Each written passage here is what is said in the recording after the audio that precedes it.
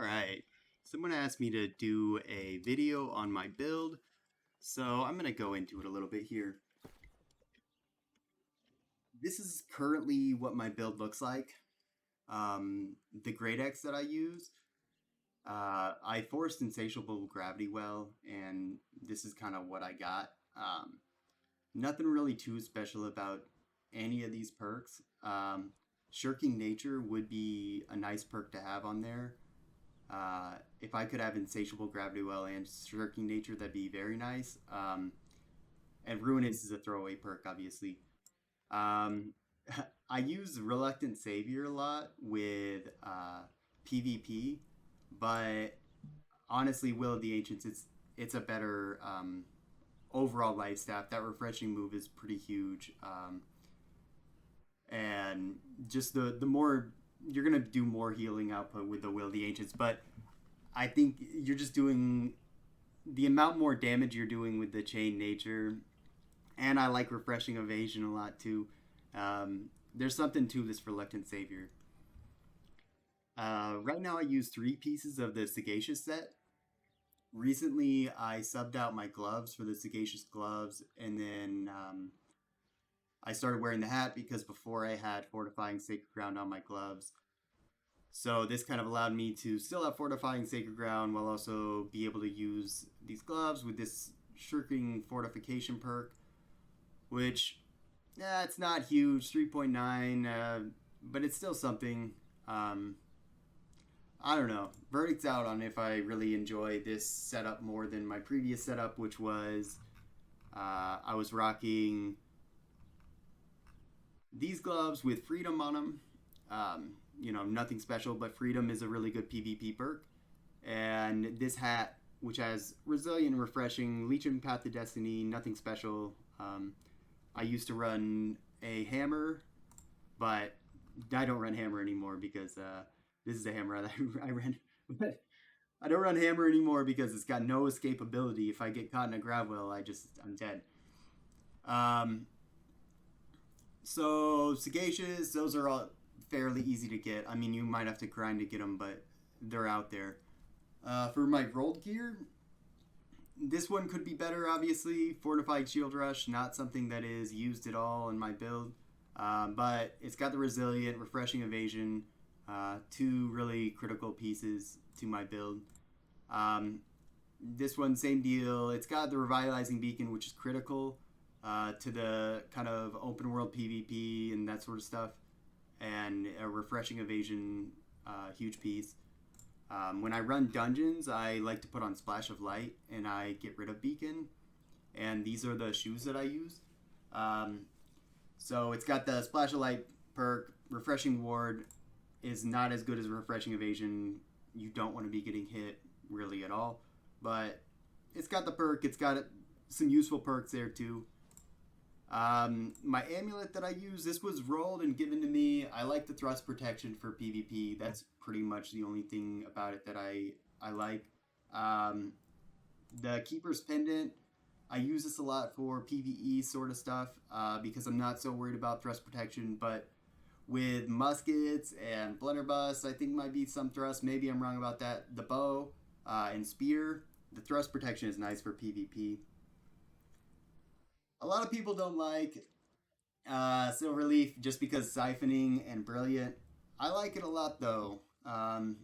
Sometimes having to drink a potion, you lose some time and not running out of mana as much. Like I really don't run out of mana that often because of these two perks. So I do like it quite a bit.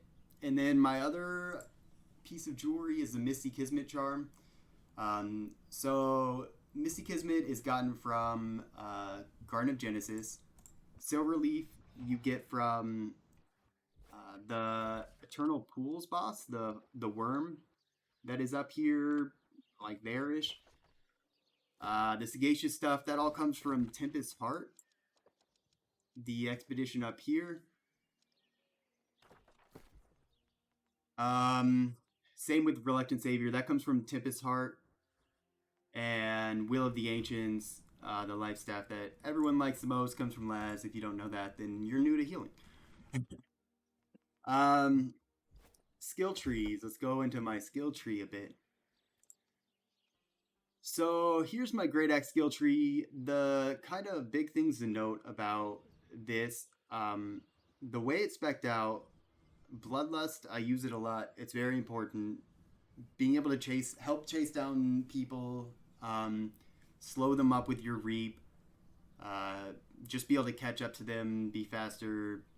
A big part of it. It's I considered running Maelstrom instead of reap, but if I do that, then I lose this bloodlust, and the build just doesn't work as well, in my opinion. You'll see me when I get caught in a grab or something. I will pull out my great axe, and the reason for that is one, I'm looking to charge out of it, and two, I'm gonna get this damage reduction or damage absorption when there's they're piling onto me when I'm in a grab. Um, After you cause a pull, your foe's rooted for a quarter of a second. That's kind of nice. It goes along with reap. I'm catching up to them. I can reap them. I really only use reap to try and stop people.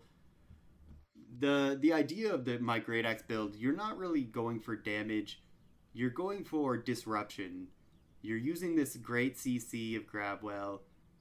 You're pulling them around with reap, interrupting them with reap, and you're using your charge to escape any CC that you're in, or a scenario. Reposition yourself, get closer to the fight, get away from the fight, that sort of stuff.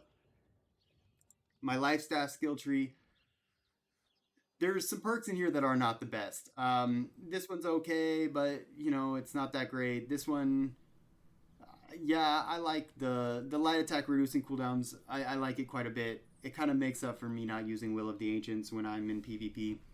I don't think this perk is very useful, but I needed enough perks on this side of the tree so that I could get Divine Blessing. And when you're using just AoE heals, this perk right here is kind of important because um, just being able to do that extra burst of healing when someone is low is pretty critical. There's a lot of abilities or perks that on different weapons where they're doing extra damage when um, your foe is below a certain amount of health. Sometimes that's 50%, sometimes that's 30%. Being able to boost them up quickly above out of that threshold is pretty important, I think. So that's why it's spec this way. I would like specifically this perk right here. Um, Anything to help you reduce your incoming damage is pretty important, but I can't spec it out. You really need all of the perks right here. This because you really need this for your orb protection, and orb protection is very good. This perk, you can't get rid of this perk. It's really important, and you're almost always gonna have buffs unless you just got messed up with a void gauntlet. So just 10% straight more. If you dodge and you have a buff, you're doing 30% more right there. It's kind of no brainer. Um, and you could say, well, you could get rid of this, but this thing being 50% larger, it's so small without it. It's almost it's not very useful as it is, and when it's smaller, I don't see it being. I don't like it very much. But if I were to sub out any abilities, it's always this one. I sub it out. I've tried Light's Embrace, but I don't like targeted healing much, and then I switch it out for Splash of Light for expeditions. Um, so here I'm gonna show some gameplay, just some OPR stuff. I'm sure you saw my stats there, but I'll talk about my stats for a second too. Um, I go to 110 con. Uh, I like being able to get up to 150 um, con in PvP. Sometimes in open world, I'll go up to 160, and I'll eat food to get that 200 bonus.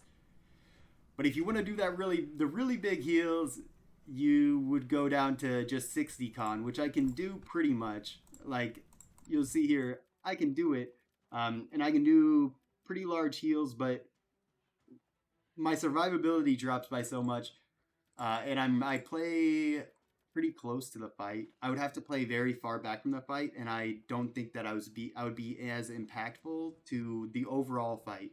I do more healing, but the grab wells I throw, the reaps, me getting after people, everything I do, it's more than just my stats, I think. So I'm gonna just play a game here.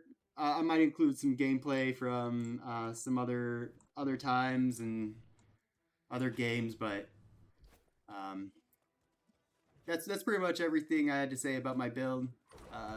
Thanks for watching. If you want to like and subscribe, I'd appreciate it. Enjoy the rest of the video here, and see you next time.